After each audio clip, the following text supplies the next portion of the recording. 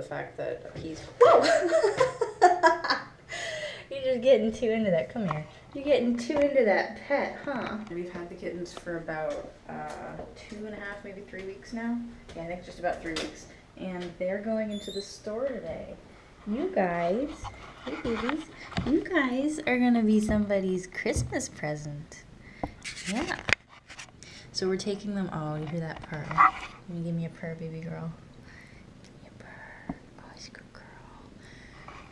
They've really started to come out of their shell the last few days.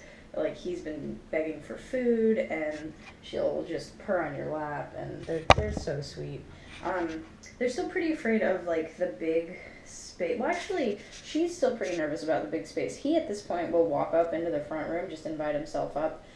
He still gets nervous at the loud noises, but he is much more comfortable than he was previously. You coming to say hi? Yes, he's going to wander right on out of the bathroom, and then I'm going to have to chase him around. Hey, buddy. Hey, buddy. Bicycle boy. So we went with the names. So we've been calling him Moonfart and her Shadowfart just because of their behavior when we first brought them home. And then we had called her Pancake officially because picking her up, she just went, like, initially when you went to pick her up, she just, like, froze solid. So you were picking up, like, you were, like, spatulaing a little furry solid pancake off of the ground. So your official name is Pancake, Shadowfart. What do you have, food on your face? Dirty little kitten. And then I couldn't think of anything in time for him, so he in the system is Moonbeam because Moonfart wasn't going to fly, and that was the closest. And it fits him too, but we've been calling him Ulysses. We've been calling him Ulysses. Oh, he's a good boy. He is just such a little love. That's a triangle. Okay. Such a little, he just purrs all the time now. I was worried when we first brought them home that they were so weirdly, they were behaving so strangely that I just really was nervous that we weren't going to break them, but we totally did. Come here, little Shadowfart. Yeah.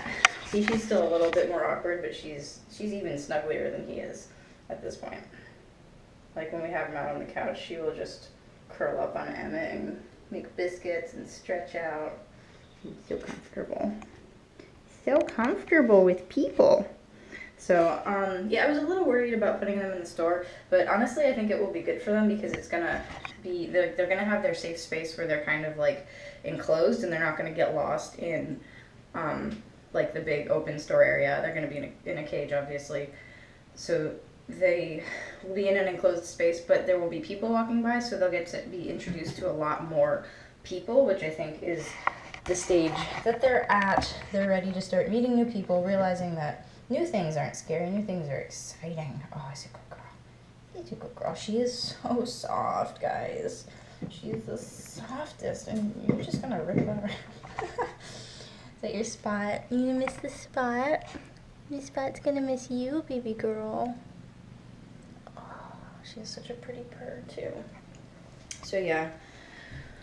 I'm gonna, oh, you finished your dry food. So I'm gonna finish getting them all set, and then we're gonna go in a few minutes. We're gonna go on an adventure. Ulysses, are you ready to meet some new people? Are you ready to woo your way into a home? You wanna be someone's Christmas present?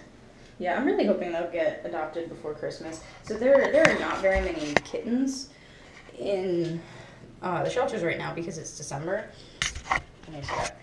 So there are not very many kittens in the shelter right now because it's December, and kitten season is kind of from like March to September, October, and then the kittens really drop off. So even though he is gigantic, they're still aged at only like 3.5 months, maybe 4 months now. So they're definitely still kittens. She's still just like a wee little thing. She just feels like a feather when you pick her up. Yeah, so even though he's a big old boy, he's only 4 months old, and that means that they're going to be hot commodities. That on top of the fact that he's... Whoa! You're just getting too into that. Come here. You're getting too into that pet, huh? So we're calling him a Russian blue mix because he's got that gorgeous gray coat. And he's got this super cute little rings on his tail. Hey, baby. So he's going to be very, very marketable from that perspective. And she is adorable. And she's literally, like, I mean, I know I've said this with a couple of kittens in the past, but she's like the softest kitten I've ever touched. She's like velvet. It's ridiculous. She's like velvet. It's ridiculous. Hey, baby girl. Floaty paws. And they're both super, super sweet. So I think for all the people who are going into Petco, we're doing Petco this time instead of Pet Value, so I don't know the store very well. But for all the people going to Petco, hoping to bring home a kitten to put under the Christmas tree or Hanukkah menorah or what have you. Or New Year's bush. Do people give gifts on New Year's in some places? I bet they do. Gotcha. These guys will be perfect.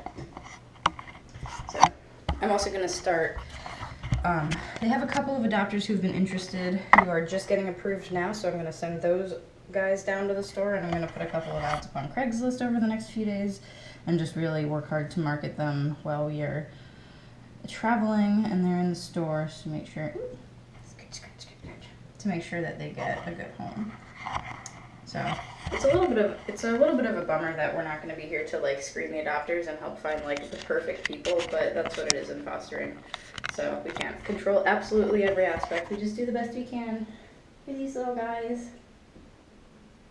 Good girl.